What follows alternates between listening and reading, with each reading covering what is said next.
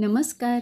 मी रसिका तुमच्या सगळ्यांचं खूप मनापासून स्वागत करते किचनवाली स्टोरी या माझ्या यूट्यूब चॅनलमध्ये.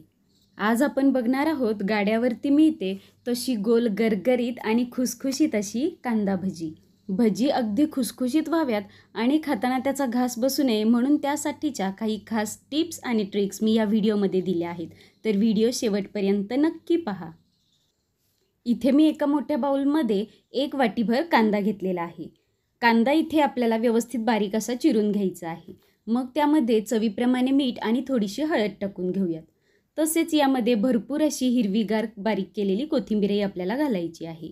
आता इथे मी 4 ते 5 हिरव्या मिरच्या खलबत्त्यावर बारीक करून घेतलेल्या आहेत. तुम्ही बारीक चिरून घातल्यात तरीही काही हरकत नाही, पण लहान मुलं खाताना ते दाताखाली आलं तर तिखट लागू शकतं, त्यामुळे मी इथे सरळ त्या बारीक करून घेतलेल्या आहेत. तसेच यामध्ये मी ज्या वाटीने कांदा मोजला होता त्याच वाटीने 1.5 कप इथे बेसन पीठ घेतलेलं आहे.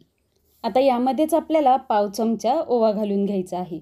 ओवा आपण हाताने छान क्रश करून घालूयात, म्हणजे त्याचा जो सुगंध आणि जी चव असते ती सगळ्या पिठात व्यवस्थित उतरली जाते. आता या पिठामध्ये लागेल तसं थोडं थोडं पाणी घालून आपण हे पीठ छान मळून घेऊयात.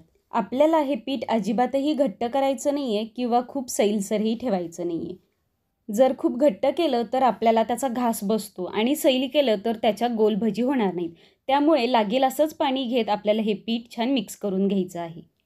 तर हे पहा, व्हिडिओत दाखवल्याप्रमाणे आपल्याला याची कन्सिस्टन्सी करून घ्यायची आहे.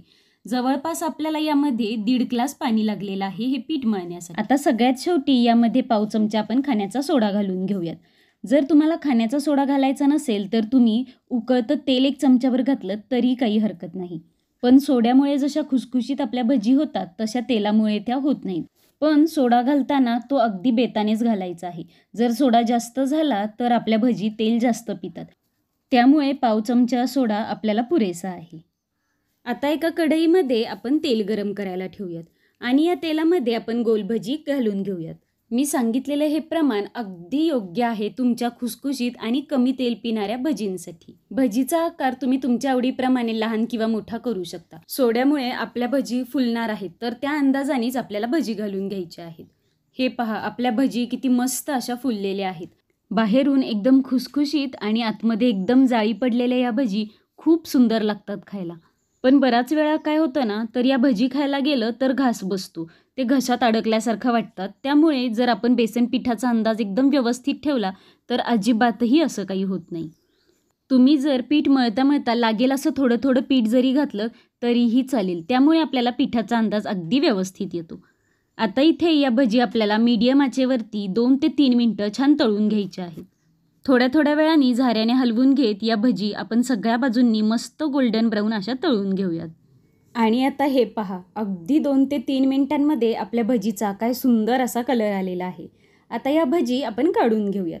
तुम्हाला जर या भजी अजून खुसखुशीत पाहिजे असतील तर या भजी एकदा काढून घेऊन दुसरा घाना झाला की परत या सगळ्या भजी आपण तळून घेऊयात, म्हणजे या अजून जास्त खुसखुशीत होतात. आता आपण याच पद्धतीने बाकीच्या भजीही तळून घेऊयात.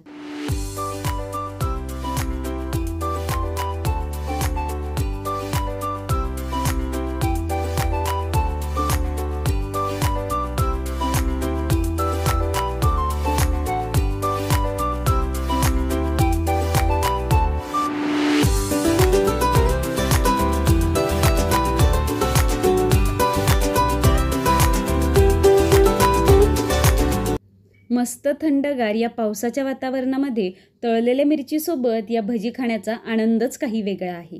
या भजी पावासोबत सुद्धा अप्रतिम अशा लागतात किंवा नुसत्या खायला तर त्या छान आहेतच. काय मग, कशी वाटली आजची रेसिपी? आजची रेसिपी आवडली असल्यास आपल्या चॅनलला नक्की सबस्क्राईब करा. तसेच आपल्या व्हिडिओजला तुमच्या मित्रमंडळी आणि परिवारासोबत नक्की शेअर करा.